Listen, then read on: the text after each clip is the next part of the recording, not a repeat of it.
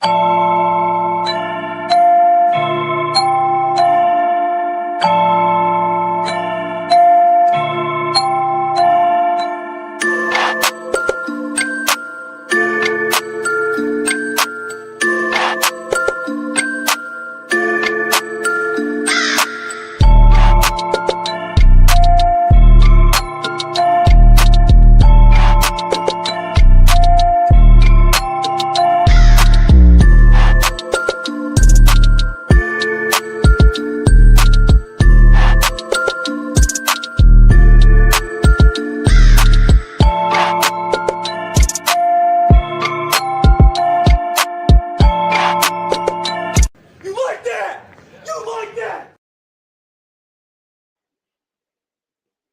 right, and we're back here on Couch Coach Live. Tuesday night under the lights here on Couch Coach Live. It's been a while, but technical difficulties did prevent us from being great these last few weeks of the calendar year. But we are back at it.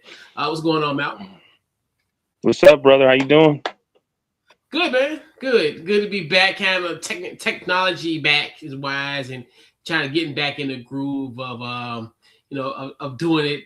How we always do it every Tuesday night under the lights. So yeah, man. Got a great show lined up for you tonight. So we'll recap Super Bowl 60. All of it. We'll talk about the game. We'll talk about the halftime show, the commercials. We'll also talk about some Klint Kubiak being named the head coach of the Las Vegas Raiders. We'll get into that. And we somewhat to put a bow on the NFL season, the 2025-26 NFL season, as we'll talk about our favorite moments of the year. So before we get going, we'll definitely discuss. Let's get into it. We got to talk about Super Bowl 60. Some takeaways from Sunday night's game. What was your thoughts on Super Bowl 60? I felt like, oh man, I don't want to lie. I was. It seemed boring, but I really wanted to focus on it because I felt like it was two top defensive teams, and I was running a little bit late, and I was at stores, and everybody was telling me to score, and it was a field goal. And where I went to, I was like, man, as long as they can keep, because I was going for the Pats, and as long as they can keep it, we can make a way. But I don't know, I was a little, I felt like I was a little disappointed. I felt like Josh, Josh McDaniels really didn't have Drake May prepared as much. I thought that Josh would have enough experience. Well, I thought that he would doing more schemes, more screens, things of that nature, but I don't want to disrespect the Seahawks defense. I think we had how we always set up for the season, and when was it Mike McDonald? Is that his name? Mike McDonald, yeah. Mm-hmm. Yeah. So he when he and I was looking him up, and he was defensive. He's a decent defensive guy, and you start seeing stats and seeing who people that he's basically starting to be compared to. Chuck Noll and Bill Belichick. It's something special. So for the game, I think the game was what it was going to be. I talked to a gentleman today that I was delivering Red Bull to, and he was a big guy, so I'm sure he looks at the line more. And he said, Sean, you got to understand. He said, I even played quarterback, and he said, once your jersey start getting dirt. So I think those sacks really rattled Drake May. But I'm kudos to the Seahawks, man. Like they just, they did what they were supposed to do, and it just seemed like in that fourth quarter, even though Drake May started, making his way, but there was some key throws, that he. There was a few receivers that should have caught some balls. You get paid to catch those balls, but it was a bootleg, and he could have passed to the flat a couple times. He threw one away. He missed the tight end. There was another play, I think it was in the fourth, and that was the interception. Oh, that really, when you see it from behind the quarter, the camera went behind the quarterback, and I was like, oh, bro, that was a touchdown, or at least close to it. And I know they're the Patriots, and they saying that they're restarting, you never know. You might not ever get there. You know what I mean? And I just, I was a little disappointed in the offense. I really were. Like Drake May had the most rushing yards. I think 37. Stevenson had 23, and Henderson had 19. And I just feel like if you can't run the ball, maybe you need to do something else to just get control of the game, because they had plenty of opportunities to get control of the game. To me, that's about it. Congratulations to them, to the Seahawks. Yeah. This was a really interesting game. It was funny because going into the game, I had a prediction that the Seahawks was going to win 31-17. Mm-hmm. I thought it was going to be somewhat of a blowout, just for the simple fact of I thought they were going to have an opportunity to get to Drake May. Obviously, going into a game, Drake May, I think they allowed 15 sacks on him. So you think about in those 3 games, what against the Chargers, the Texans, and also against the Broncos in the AFC Championship game, he pretty much got sacked on average five times a game. So then now going to this game where they got to him 6 times, it's just one thing, like you said. I'll speak on the Patriots end first. They had a lot of opportunities to get back in this game, and it was crazy because even going into halftime, I was like, man, and not even going back to halftime, but like in the second quarter, I was like, man, they're like one big play away, and they had opportunities. Mm-hmm. Obviously, like Christian Gonzalez, he played a great game. Obviously, a few pass deflections. There was one that I think he could have gotten an interception in the end zone. So I think that was one thing with them. They missed that mark. Definitely considering the fact holding the Seahawks, because they was driving the ball down the field, and then holding those drives, the field goals were really key for me, in my personal opinion. And I thought the Patriots were kind of in that almost, they just need that one big play to kind of jolt this offense. Mm-hmm. And then obviously people look at, they scored 13 points, but really that was in garbage time. The game essentially was already over at that point. Mm-hmm. If they would have got that like in the first half, then it would have been a game.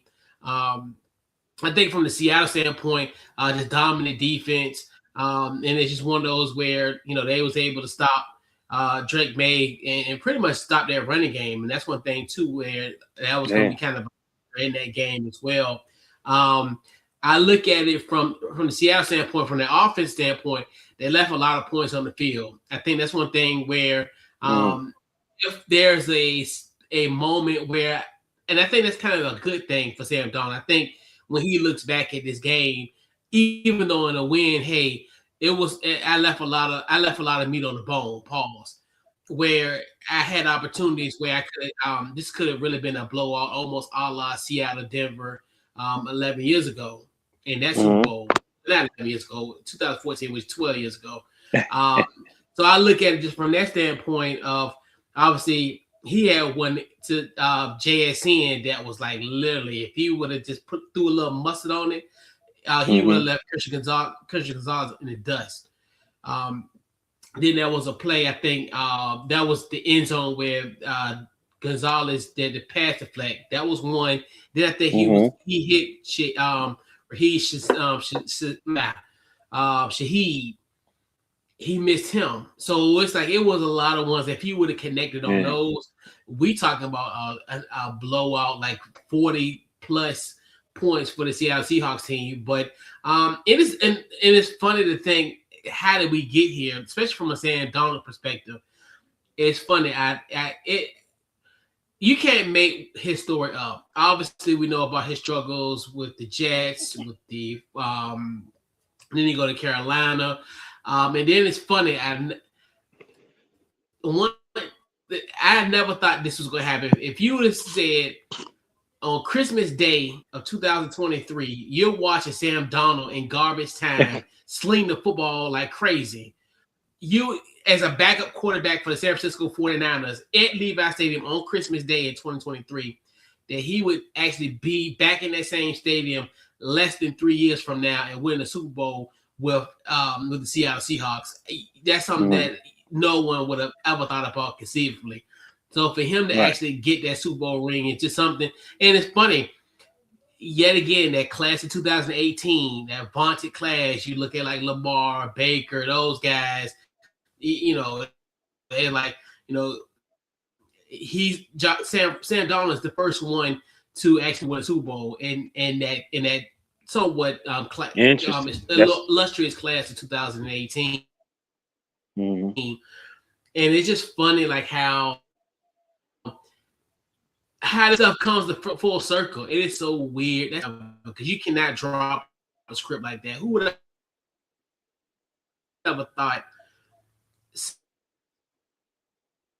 seeing him in garbage time and didn't think that he was able to resurrect his career and that they actually, and win the Super Bowl, essentially hit in his first year in the helm in Seattle. And it's funny because we thought the marriage between him and Klint Kubiak was going to be well because they were together in San Francisco, but I don't think no one envisioned that this was going to morph into them winning the Super Bowl for sure. Yeah. Right. So I got some questions. You know what I mean?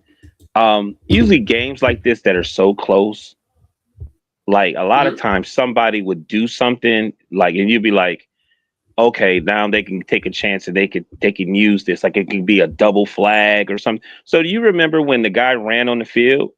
I do not remember what quarter or what time it was, but when the gentleman ran on the field, or the fan ran on the field, right? Yeah, I remember. And then the coach was going off, and I was like, man, what's? And then they showed Diggs get pushed, and then they showed a Patriots player getting punched in his helmet, but they didn't throw any flags. Do you think I'm just so what could have if they would have been able to throw those flags, that maybe the game might have changed a little bit? I do not remember what the the score was or anything, but I was waiting for something like that. That's what I'm saying. I think it was later in the game. So I recall it because I remember vaguely of it. I know there was a point where he essentially I know because they turned away from the person that actually went on the field. So but yeah, I think it's just one of those where it was I don't know. It was just one of those where I knew it was going to be somewhat of a mismatch because of one thing as far as them being able to get to Drake May. I figured that was going to be the sticking point. Just a simple fact of, from that standpoint. And then you look at how Seattle's been tested. Like people, a lot of people, and you think about the simple fact of how the Patriots got here. Yes, they got here. They great wins against the Chargers, great win against the Texans. There's another one where they won that game essentially on the strength of C.J. Stroud just turning the football over like crazy, and they only won by 12.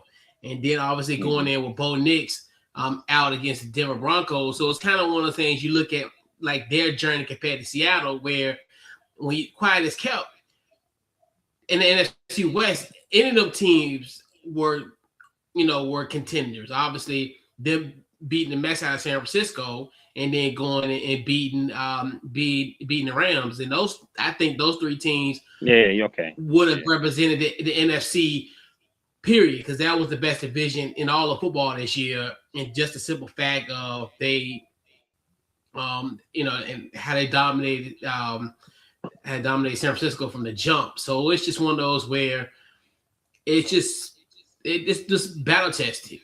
And that's the thing where I look at just from that standpoint of I thought it was going to end up happening, but obviously Seattle left a lot of points on the field, but it is what it is. But I think that's a good thing for Sam Darnold going forward to say, hey, I may not have played my best, but I know I can do better. And I think that's one thing too, where you won't see him like sitting on his laurels in the offseason and being what I call like fat happy.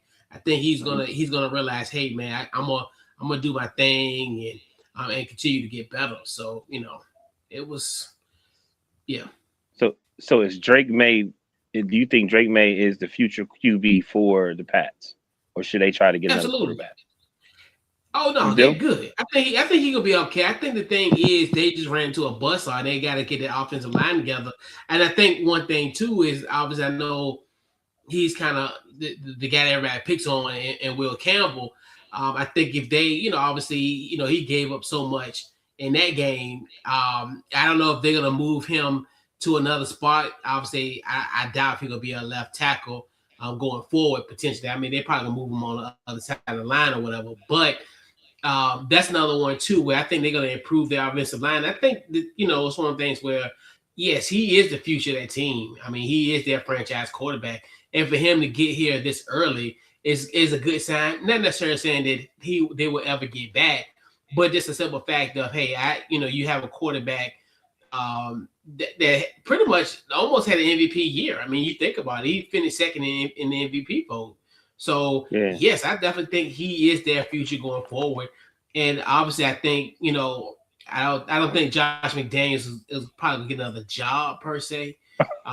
So I think what I mean, as far as Right. I it's gonna know. be a I know. while before he do that. So it's just one of those where I think he'll be there for a good while. I would say give it maybe 3 or 4 years. I think Josh McDaniels still be their offensive coordinator, unless Hmm. something drastic happens and they just get rid of him. But I think they'll still be successful enough where I think Josh McDaniels still keep his job, and hence he'll be able to develop Drake May to what he is. Drake May, yeah, I think, yeah, for sure. He just needed some more time. He'll get some more help in that offensive line because they're gonna fix that for sure. They're gonna fix that. Okay. Okay. I just felt like that. I wish that I don't know. I just was like, man, it just seemed like he kept staying in the pocket, and and it seemed like he was more or less trying to be a gunslinger. Where I was like, he should be running. You know what I mean? He should be running more. They can't get the run game. I don't know, man. It's the big game, man. Yeah. Big game. Big lights. It's a lot going on pertaining to the Super Bowl. You know what I mean? It's a lot. A Mm-hmm. lot of interviews. A lot of as a young man, you got to be the focus dealing with something like that. But congratulations to the Seahawks, though. You know what I mean? I like I said last year when he got the job, we were talking about each division, and I kind of felt like I didn't think it was gonna be this fast, but I kind of felt like uh he was gonna make a mark, that the coach was gonna make a mark. The crazy thing is it's like the culture really, really has changed there now since they won the Super Bowl so fast, Yeah. you know. I have another question, So, and you saying that he is the quarterback, do you think do you think they should get like a veteran backup? Um, they can. I mean, I don't think nothing wrong with Hmm. them actually getting, like, as far as because I want to say who is their backup. I'm gonna look up who their backup is because I don't think it wouldn't hurt, especially if especially someone that's in like Mike. I can recall Mike McDonald. That's coach of Seahawks. Josh McDaniels. Right. His in somebody that kind of fits his Right. mold, somebody who he's had in the Right. past, but I don't necessarily think I mean, want to keep one just in case. So who is their backup? So their I backup was is like, actually, I they got said Josh Dobbs. That's benching. right. So they Oh, pretty much okay. somewhat got one now in Josh Dobbs. Okay. So Okay. yeah, so they kind of got that veteran presence, and then obviously Tommy DeVito is a third string, so much got that already now. And I think Right. Joshua Dobbs, I think he'll be someone that's good in a pinch if like if something go crazy for a few Right. weeks, he'll be he can at least keep you afloat for, I would say, about 3 to 4 weeks. So Okay. and they'll probably eventually down the line, probably if because I'm not sure how his contract is, but just some fact they probably will down the road. But I think he's solid. He's a solid backup down the road for this team for sure. Okay. Okay.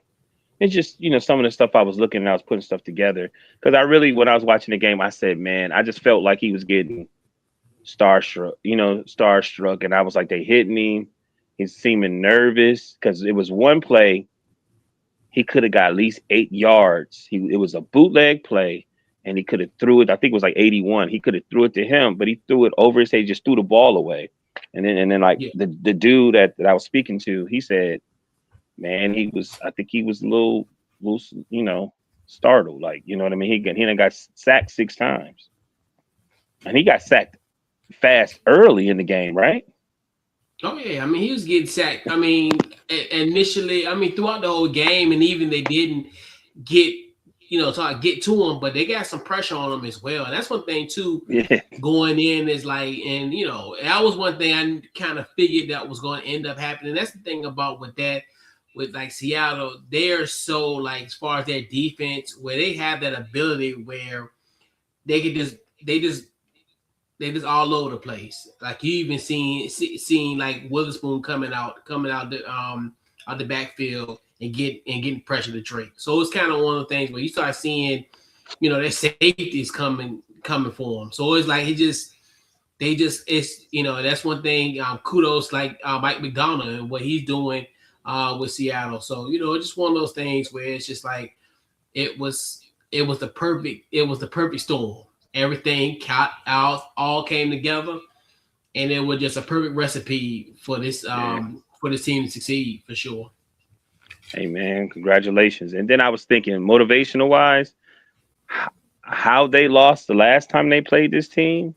I was thinking, even though it was people completely, but I was like, man, they're probably gonna try to be as aggressive as they can. Yeah. You know what I mean? Even though I know Brady and Belichick and all them not there, but you know what I'm saying? Like we thought the Seahawks gonna win that game. You know what I mean? Oh yeah, but and they should have, yep. And they should have. There you go. And they should have.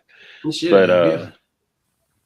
Yeah, congratulations to them. Like everybody's saying it's boring, but I think if we go watch it again, you probably look at it a little different since we know who won, Yeah, and I get that from if you're a casual observer of the game. Yes, it is boring because I would put it this way: if you compare from last year's Super Bowl versus this year's Super Bowl, yes, it is like paint drying type boring. Because obviously, you remember last year when it pretty much that was a blowout, but you seen kind of how you see no big plays. You seen like Jalen Hurts doing his thing, throwing it to to Devonta and also AJ, and him pretty much slinging the football around and just doing his thing, often and what have you. And then you seen like I think it was like Cooper DeJean had that interception, or one of the DBs got like so.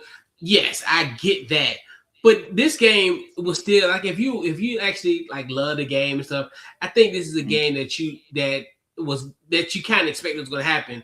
It's like a Styles big fight type of situation where I think when you looked at it from the standpoint, we know both of these teams were defensive minded. Both had quarterbacks that are game manager guys that when they don't turn over the football, they win the football game. Obviously, like Sam Darnold, yes, there was a lot of errant throws that he threw, but the good thing about it is he didn't turn the ball over. You didn't have the sexy big plays like everybody, but you knew it's that one thing.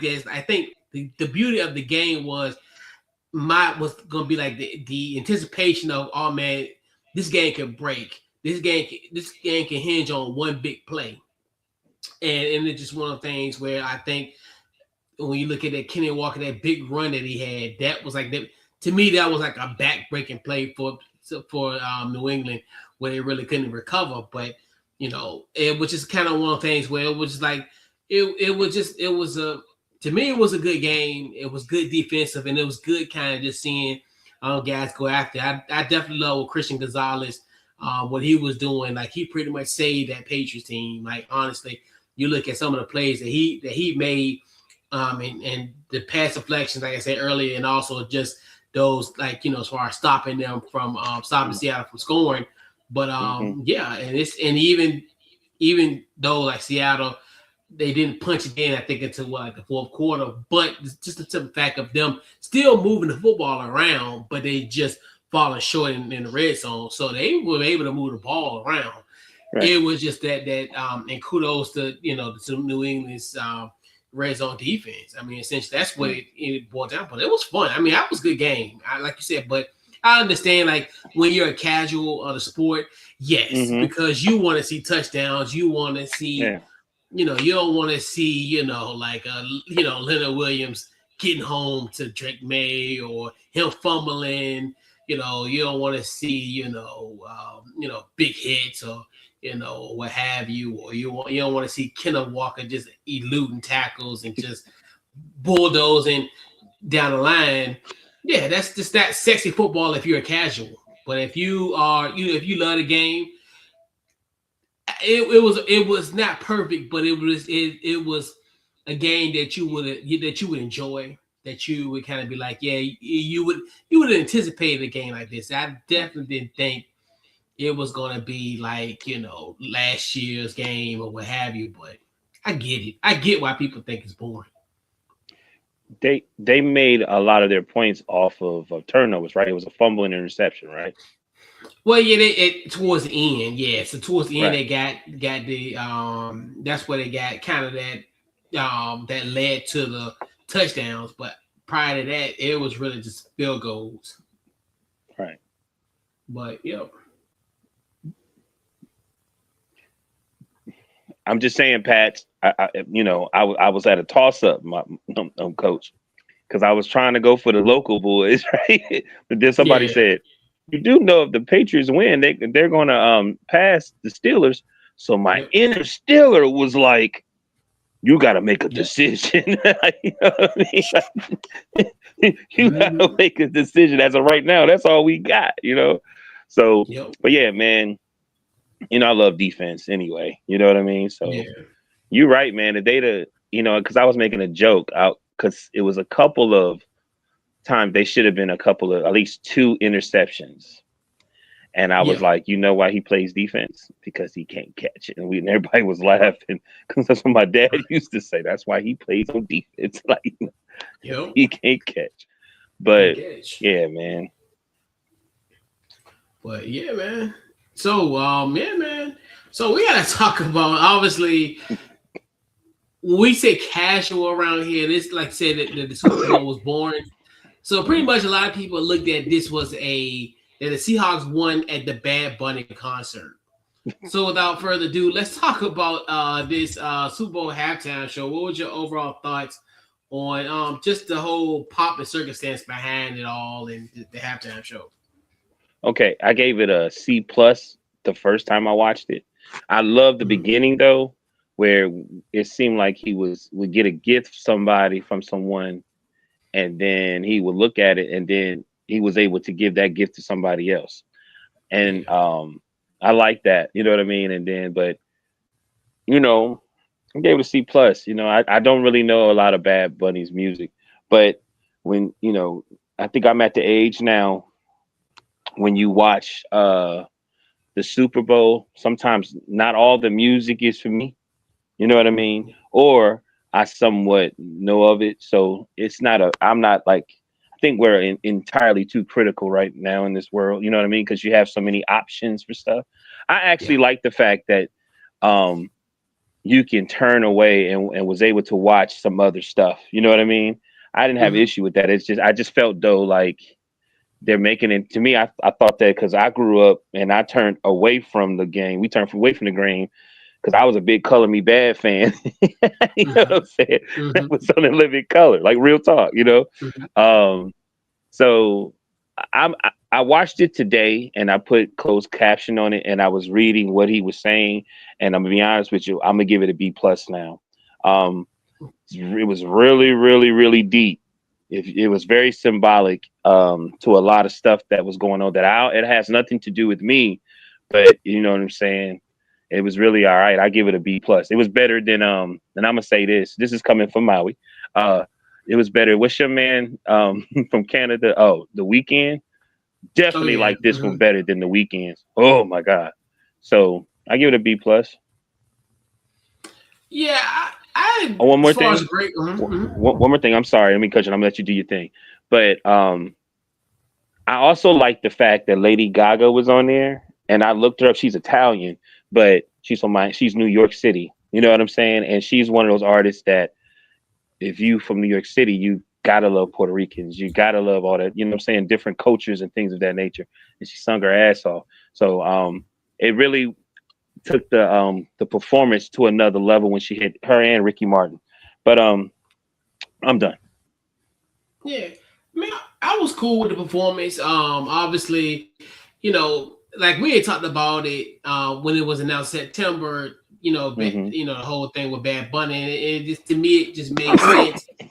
Oh, bless you. It made sense Mm-hmm. because the game is global. I know, obviously, you hear the chatter about this is American football, but people got to understand it's bigger than just the United States. Like we're getting ready to have 9 games overseas next year. So it's one of those Mm-hmm. things where the game is getting global and global. The game isn't just within the confines of the United States. Granted, yes, it was, molded and cultivated here, but it is beyond beyond this country at this point. So, we knew like you bringing in a international superstar of Bad Bunny's ilk, it was, he was going to do his thing.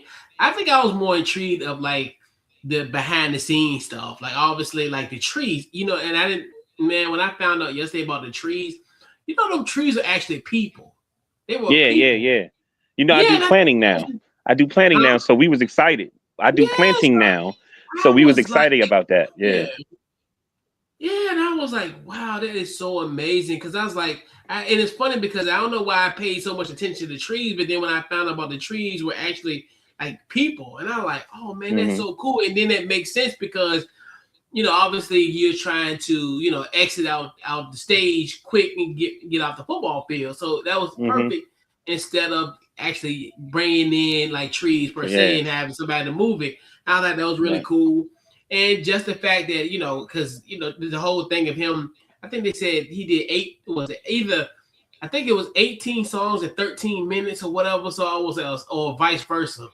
And I thought that Mm-hmm. was, kind of cool. And like you said, cameo appearances, Jessica Alba, Yeah. Cardi B, like you said, bringing out Ricky Martin. And it's just, to me, and it was cool because he had carried the football around. So, I look at that type of stuff like, okay, he got a football in his hand. Yeah. He had a jersey So, yeah. on. And His I was outfit like, was a jersey. Yeah.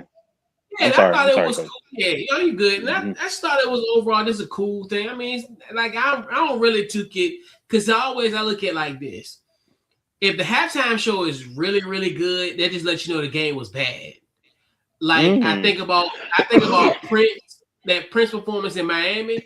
The Colts and the Bears was probably arguably the worst Super Bowl I ever watched in my whole entire life. It That was is. that bad. I mean, you look at it. I Granted, remember. we love football, but the only thing Yeah. was like that game was Devin has to run the kickoff in the Yeah. first play of the game, and then guess what? They never kicked him ever then, and then Peyton Manning wins the Super Bowl. So I always look at that, and then the weekend performance when Seattle beat the mess out of Denver 12 years ago. So it's always one of those things where it's like the only Yeah. one I think that was good. The game was good, and also the halftime was good. The only thing I can remember is when the San Francisco 49ers played the Baltimore Ravens and at the Superdome, and that was when Beyonce performed, and then the lights went out. That's the only thing I really. Yeah. So, like when it comes to halftime performances, and even Michael Jackson, that was a blowout. That was Dallas versus Buffalo, and that was an ugly game. That was in Pasadena in '93. So to me, I'm like, if the halftime show is good and everyone's talking about it, the game won't good. And I know other people, obviously people who, like we said, there's the thought of like us. Super Bowl 60 was, Seattle Seahawks winning, but most musical people like, well, the Seahawks won at the Bad Bunny concert. So it's just one of those things where it's like, I think in my personal opinion, Mm. usually But if this halftime is really, really good and it overshadows the game, that's the problem. But this one was kind of like evenly matched. But yeah, if you can remember the Super Bowl performance for the actual game, I mean the Super Bowl performer, then the mm, game, then we have a hmm problem. But Okay, I got one. Which yeah. I think Mhm. everybody's favorite. Um, Rams versus there was the Bengals, right? Oh yeah, 2000. Yeah, 4 years ago. Yep. Yeah, It went LA. Yep. With Dre, and hmm because we were talking about that stuff at work, Yeah, but that's good. Yep. deep down, if they, cause a lot of people said they was like he didn't do it in English, so I was like, I put it, um, I put the close call, what I'm saying, the caption on it so I could see what he was saying, and then people got to understand this too, like when you dealing with that, like it's some older Latino people or hmm Españols people, right? That he Yeah. really talking to. That's who he really Yeah. talking to. That really don't speak a lot of English. That to me is the true American way. You work hard, you make sacrifices. Back in the 20s, you know what I'm saying? Back in those days, they had to deal with a lot that paved the way. And when he's speaking in that native tongue, like it's really talking to them and giving them some type of respect. You know what I mean? But if you put the caption on it, that flood that and hurricane that they had in Puerto Rico, that was Yep. a lot of that had to do with that. It really did. You Yeah. know The what I power mean? lines. Yep. The Power power lines. lines Yep. and all that. Like, and hmm so when you go back, you say, "Oh, okay." You know what I mean? It makes perfect sense. But I'm not a big bad a Bunny fan. I don't know his music like that. But I will tell you this: if I go on vacation to Europe or anywhere else, definitely the Caribbean or something, they're gonna play his music. They're definitely gonna Yeah. play his music, and you're not gonna complain. You're gonna put your margarita or whatever drink you got there, and you're gonna have a ball. You're not gonna, you know what I'm Yeah. saying? I think we need to value everything that we're able to still watch the Super Bowl. I think that we a little too critical about everything. Like, yes, you can go to a grocery store and you can get 8 ketchups. You have all these different decisions that you can make when you know what I'm saying, or and it's your opinion, but I think you're just Yeah. looking too deep and think you should just have a good time. Yeah. And we like we talked about in September. It was the ultimate, in my personal opinion, is the ultimate social media trick. Not social media trick, but more so of just a test of of this whole thing of I knew people were going to complain. It was Hmm. literally like rage bait, like for him to be. But I'm Yeah, like, but the NFL is a global game, and it makes perfect sense. So don't get mad next year in LA that we might have another international pop star. Like I said, I don't. That's just the way the world is, and I yeah, guarantee you, next year they're I gonna know. announce another country that's gonna be hosting the game, and I mean we probably have Yeah, 10, so it's going to continue to have, and we're gonna have teams, in another playing in another country like their home base right. down the line. And It's gonna I happen. didn't know. I didn't know, Coach. I didn't know Tappahannock, Virginia was an international country. Hey, all over Cause the place. I mean, hey, I'm watching my man for the last few years. You know what I'm saying? He just had a joint called Breezy Bowl that went all across and they have been sold out. And they possibility. people went 2 or 3 times, and tickets was like $300 each. And he literally set it up like performing at the Super Bowl. They had Yeah, 3 or 4 stages. Did it in the rain like Prince. Like I'm just saying. I'm just it's a saying. possibility. Yeah, and He went to Virginia and Center Commons, baby. you know. yeah, and that's to show you, and it's possible. I don't know as far as everything as far as that's concerned. So Right. it's a possibility, and like he is an Yeah. international type of draw as well too. So yeah, I'm not saying it's Mhm. it's it's global now. That's one thing I think Right. the ones who want to hate or talk about this, you gotta understand the NFL is all about that money and all about the Mhm. international growth. And when it comes to international growth, that's money. That's more people that's drawing interest in this game. And yeah, I, I so I did. I know we got to move on, but I did like the fact that you can turn the channel or go to somewhere else and they had a show there also.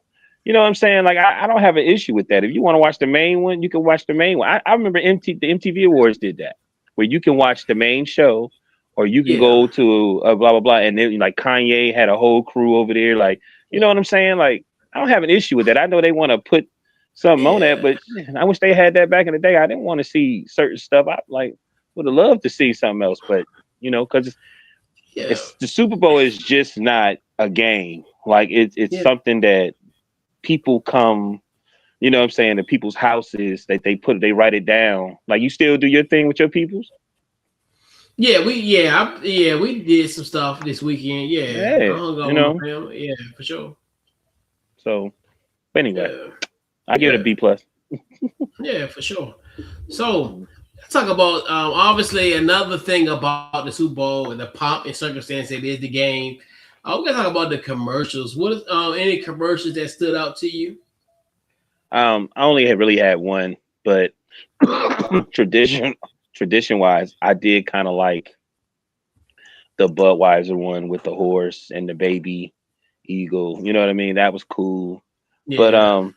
I only got one more, and I thought it was the best one. The Instacart with the bananas, Oh yeah, yeah, hilarious. yeah. And I don't want to be negative. I got one I really didn't like, but that's not what we doing right here. But that Instacart one had me rolling. You know what made it funny? Mhm. The simple fact that the band kept playing. Like your man was playing the bass and was looking at him like, Yeah, yeah. but yeah, those are my two. Yeah, the one that they had two that stood out to me. First was that the Coca-Cola. No, well, no, it was a Pepsi Pepsi, commercial, yeah, but it was a Coca-Cola polar bear drinking a Pepsi, and it yeah. was funny. And then them going to a concert and almost doing the whole Coldplay situation where they was on the jumbotron.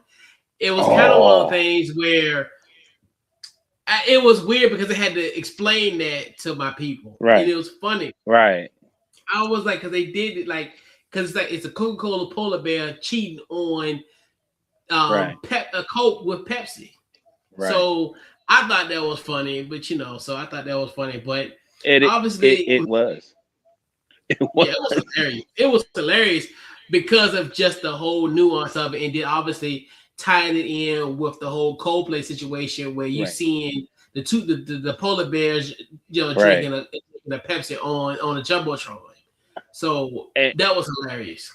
you know why it's hilarious too? Because I looked at it, I was like, hold up. Man, they supposed to be with Coke. And I turned from Yeah, it. the Go ahead, polar my bear. bad. Yeah, it was a polar Excuse me. bear, and that's the Yeah, thing because that's their signature, obviously, that's they and now signature. coming Yeah. off the heels of the holidays, is obviously when you drink a Coca Cola, it's always that polar bear that's on the bottle, especially during Right, Christmas time. So it's kind of right, now going into it here. So obviously with Super Bowl, there's always a moment where to me it's the day of indulging. You eat all your favorite foods and you do what you need to do. Obviously, so had a piece of the boneless wings. So then this Mike Tyson commercial came on. Now, mind you, I done already ate. I'm going for dessert. So then he was talking about it is a serious commercial. Obviously, he had started off talking about with his sister passing away at the age 25 of a heart attack because of processed foods, right? So yes, it is a sad story. But as this all unfolding, I'm out. So he's saying that talking about he was fat and nasty. He was eating a pint of ice cream every hour. mhm. The same time, I'm pulling out some soft serve ice cream, some cupcakes that I got from the store, and I'm getting ready to just go to town with the ice cream and the cupcakes. And I'm just like, do you think that him being 350, he said he was 340, he was fat and nasty, and he ate a pint of ice cream every hour? You think that stopped me? Hell no. But yeah, I was like, yo, this is insane. Like, this is insane. Like, that did not stop me one bit. I'm a slow down though, Mike. But this Super Bowl Sunday, I had to indulge. Right. But yeah, we said That I is was like, hilarious. it's almost like he felt like he was talking to me when he said that. I was like, shoot, like,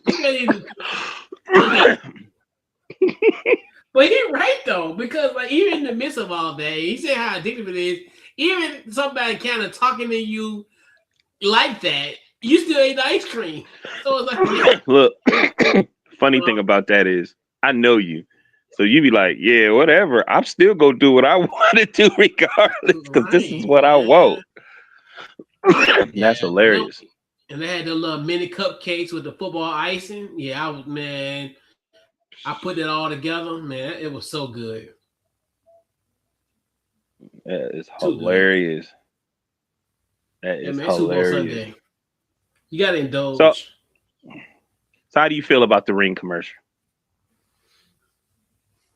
Ew, it's interesting. Isn't it? Interesting to say the least. Yeah, Boy, very they trying to interesting. mess up a player, ain't they?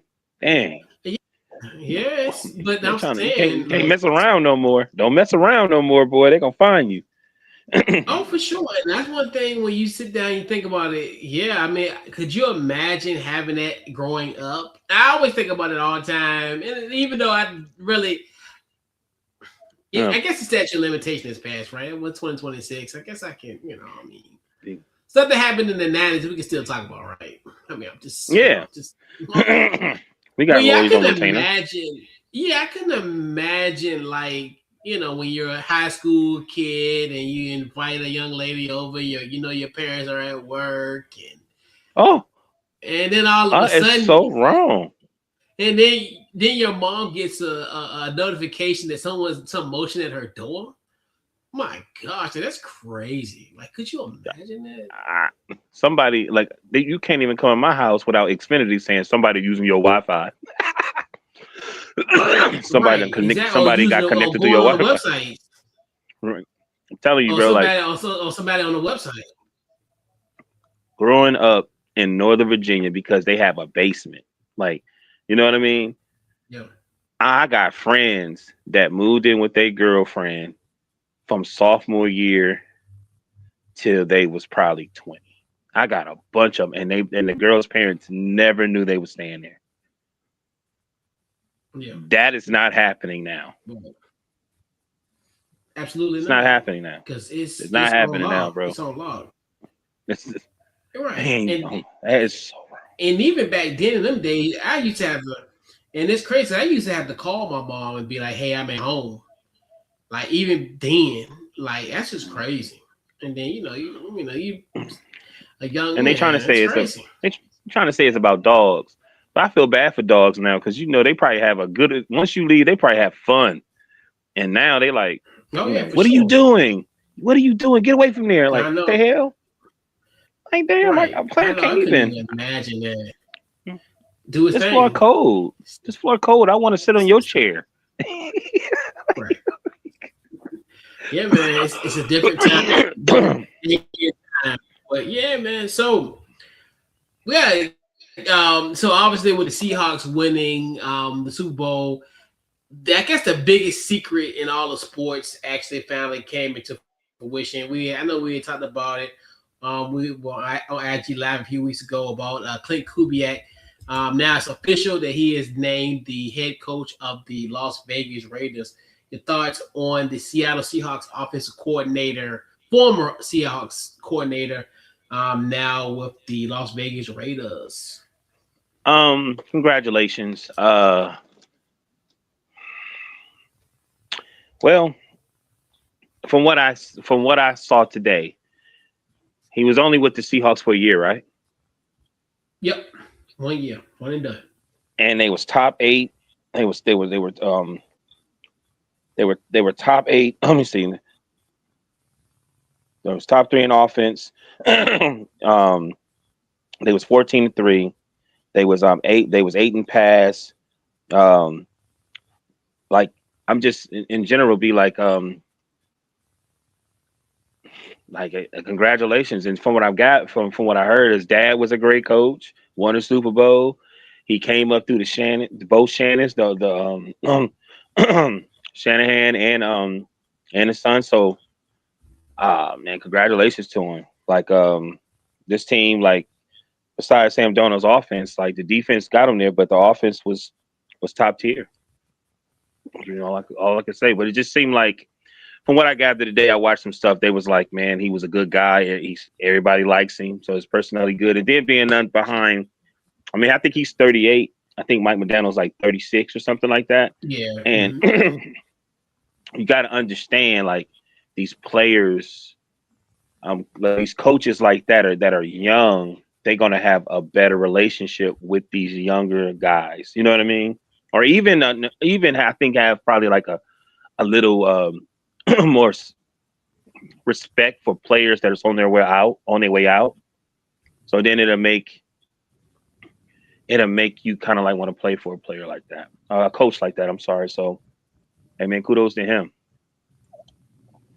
Yeah, and I think it's very well deserved. Obviously, just simple Hmm. fact of him just keep on doing his thing. I mean, you think about he's been in the coaching realm for about 15 years now, 15, 16 years. Hmm. So Hmm. it's just another step in kind of what he's done. And like you talk about, it's funny that we sit here, 10 years ago, his dad won a Super Bowl with the Denver Broncos, and now fast forward, Hmm. he wins as an offensive coordinator, and now, Hmm. now the coach of the Raiders. Definitely well deserved. I know we talked about him, I think either a year or two ago, when the Saints got off to that hot start, and how Derek Carr was doing his thing, and then even look at just how he was instrumental in the development of Brock Purdy. So you look at that from that standpoint of, and then obviously Yeah. Brock Purdy and also Sam Darnold in San Francisco. So you look at it where we even talked about it, in March. When Sam Darnold went to Seattle, like that was, to me, I thought that was like the perfect marriage because they had the Right. familiarity with each other. So, Right. and it's one thing too. Like he's a second generation, almost similar like to Cal and Mike, where obviously Hmm. going back to his dad history, obviously, him with Shanahan, obviously, Klint Kubiak going back to the days when he's the backup quarterback to John Elway, and Hmm. fast forward and doing what he's doing, and now I'm really curious how the development, and we obviously we didn't have no overall pick. More likely they'll draft Fernando Mendoza. So really curious how he Mm. and them two will mesh together. And I think that's gonna another one where I think it will work out well because I think Fernando Mendoza for the most part, from what I see, is a really coachable guy. So it's in the fact, like how he's with Kurt Signetti. I couldn't imagine how he would be. With Klint Kubiak, I think the possibilities are endless. So that's another one too, where I definitely think was a great move for the Raiders. You get those young, and obviously he's a part of a prestigious coaching tree. So it's another thing too, where you look at it from that standpoint of, hey, it's a copycat league. Why not get one of the hottest offensive coordinators in the game? So Right. kudos to the Raiders. They finally got it right. I don't think he's going to be one and done like Right. Pete Carroll or Right. Antonio Pierce and what have you. I think this is going to be their long term solution going Yeah. forward. So Yeah. To piggyback on it, I feel like the Rays offense was 32nd, um, yeah, and it was 31st in points, allowed, and but no, not points allowed, but I just feel like but their defense was top 14. So I guess my question to you is that you say they should get that quarterback. yeah, they probably draft Mendoza. Yeah, it makes Would they sense at this point. you think they're gonna have him go straight out there, or they gonna have Geno Smith? I don't know. I'm hoping that Clint bringing another guy. Maybe bring somebody else that he's familiar with. Um, Hmm. Maybe get them to start and kind of put, I'm gonna say training wheels on Mendoza, but it just really depends on what they do in the offseason. I think if they can get a better quarterback, I don't know if I'm curious what he's going to do with that whole quarterback situation that's with Gino, Aiden O'Connell, and also Kenny Pickett. So, if it currently has it stands, I think you start Mendoza day one. Um, Okay. but Did they just go get Flacco? he should stay in Cincinnati if possibly. But I would still start him week one. I mean, because Really? at this point, I mean, yeah, I think so. I mean, because it's kind of one of the things where if you look at this from the standpoint, yes, you want Gino to take lumps again, and like to me, I think it's just really gonna be if like I said, if Klint brings in his own guys, which I think he probably will to implement his offense to help Fernando Mendoza. So I think whoever he signs probably will be that week one starter. It just depends on who he because he's probably gonna bring at least one quarterback over to at least help Fernando as far as when it comes to like his offense and somebody that he can kind of rely on to learn the offense. So I think that bridge. I think they will get a bridge quarterback. I put it that way. Okay. Where they will probably let him play the bridge quarterback will probably play the first couple of weeks of the season, or maybe the first month or two, and then Fernando Mendoza might start. I know he will probably start at some point in the season, but I think he should if it's currently constructed a week one starter, but if he gets a bridge quarterback, probably bridge apply probably play. Okay. All right. Because I was wondering, my whole thing was Geno Smith, and I was like, man, is he gonna be able to shape and just have Geno Smith? But you saying he gonna start? Okay. Yeah. I got you. Yeah, because the team ain't really. I kind of understand if they were kind of a burgeoning playoff team. Yeah, but a part of me is like, he's your number one overall pick. Just see what he got, and then roll with it. If you have if you have these quarterbacks on the roster. Okay. All right, I'm with you. Yeah. So, as the football portion of the season ends, we got to kind of look back at our top three moments from the NFL season. What you got? I'm gonna go. I got a few, man. I got Caleb Williams wild card game versus the Packers, 381 yards, two TDs. Also got against the 49ers. I think it was week 17. I think 330 yards against them, and him breaking the Bears single season record of 3,942 yards. And my last one is basically I'm a big Travis Hunter fan, so I got to actually watch him, and it was the Jags versus the Chiefs. You saw Trevor Lawrence just losing himself with the 56 yards rushing, 18 to 25, 221 yards passing. That scrambling pass, the throw to Travis Hunter, and he caught that ridiculous pass. But I also feel like that game was the game that we was kind of questioning, was Kansas City taking a step back.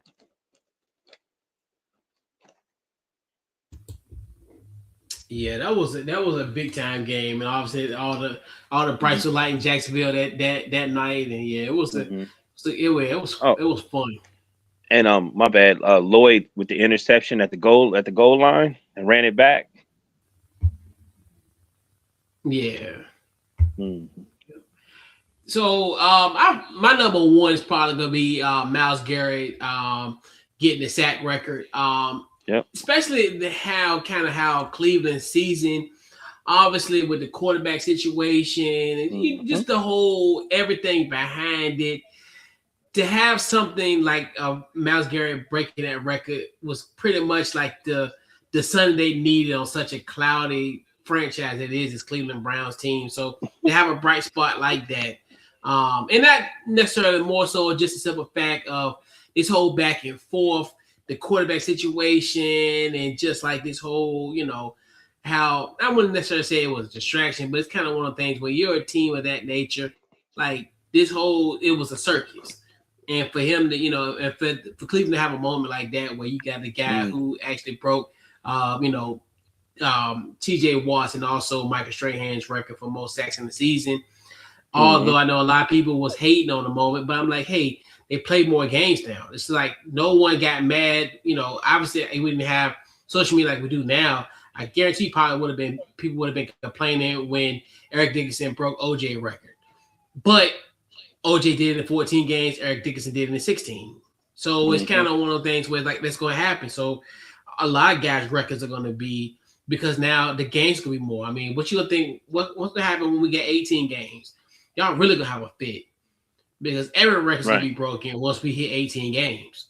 Yeah, because it's more games. So yeah. of course those records gonna be broken. I mean, when you broke a record at 16, it is what it is. So hopefully, a lot of people, won't be in the mood, but because it's gonna happen. It's just the nature of the business, unfortunately. But then I cap it off with some two commander moments. There you go. So obviously, I think the Josh Johnson win over the Eagles in the season finale. I know a lot of people like, oh, that's garbage time. We didn't play. The Eagles fans, of course, they're gonna always say something like, "Oh, we didn't play nobody." I mean, it don't matter. For somebody like a Josh Johnson, it's a full circle moment. Obviously, if you remember his days, obviously he was with us. He's been all over the NFL globe. He's a part of that San Francisco 49ers team that made it to the NFC Championship game against the Philadelphia Eagles. I want to say about several years ago. I think it was 2023, I think, whatever. Anyway, he's in that game. He gets a concussion and he can't play. He even talked about that moment where he didn't even think he was going to be able to play again because obviously just with, just the whole mental aspect of all that. And for him to now, had that full circle moment where he thought his career was going to end in Philadelphia in that fashion and now get a win in Philly against the Eagles. So I thought that was a full circle moment. And it might be the last time we might see Josh Johnson ever play football. So this could be such a great moment for a guy that's been literally the NFL journeyman. So I definitely that was something that I really, really enjoyed watching. Even though it was in garbage time, it's the last game of the season. It's still those type of moments that even going back to the Myles Garrett argument where really was nothing to play for, but you have these moments where that can stand out. And then my third moment was Jay Daniels somewhat homecoming, obviously when he played the Chargers. Obviously, he's from San Bernardino, about 120 miles away from Inglewood, California.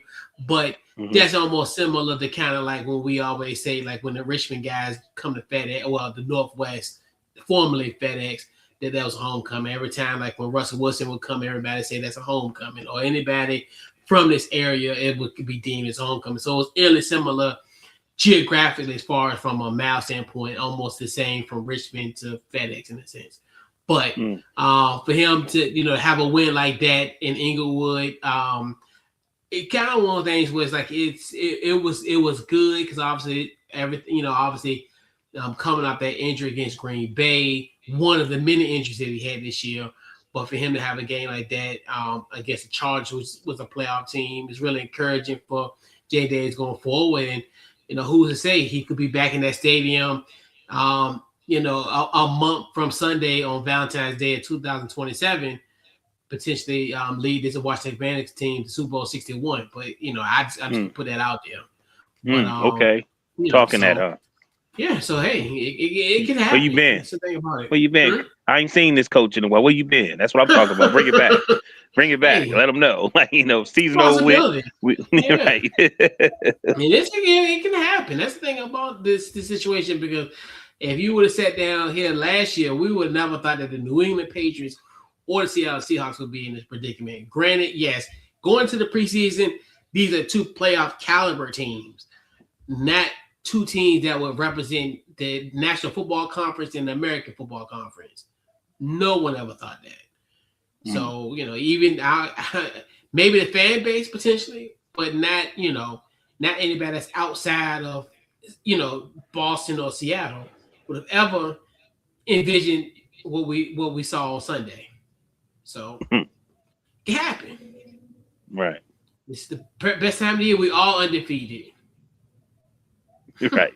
I'm really interested to see what they're gonna do with Mike McCarthy. A lot of us Steelers, we over it now. We kind of excited because some of the people we looked up to is like, man, I'm feeling him right now. So I'm excited to see what they're gonna do.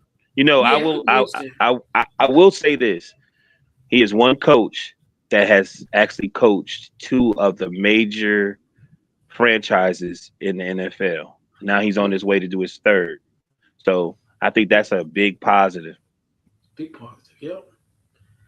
Yeah, it's a possibility, and that's one thing you like. Not a possibility, but it's the truth. I mean, like I said, literally the three blue blood franchises in the National Football League. Obviously, the Green Bay Packers, the Dallas Cowboys, and now the Pittsburgh Steelers. So yeah, for sure. So yeah, so he's it's not like a moment where I want to say how most people will say like you're too big for the moment. I think if he can Mm-hmm. handle those two fan bases and have some success, I think he can handle the Pittsburgh situation.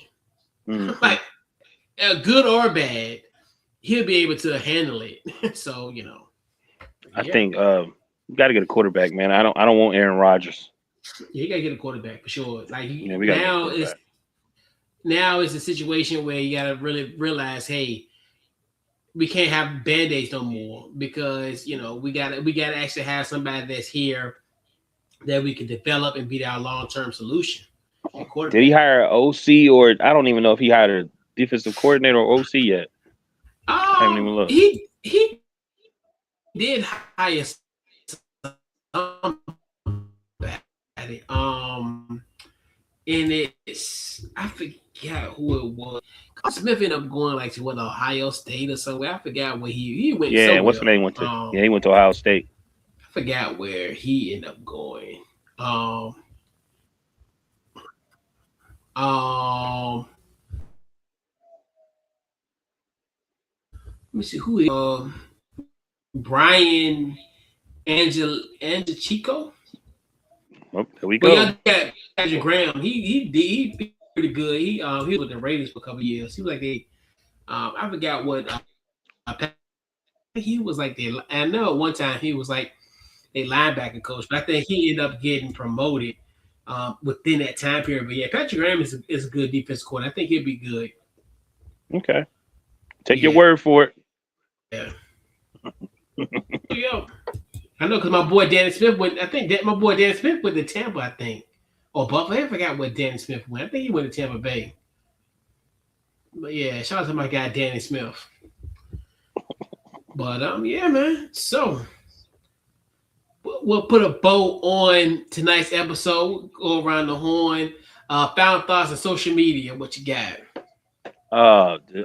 Great show, man. We got through another NFL season. I guess we about to get ready to see what this All-Star game and stuff is about to be about.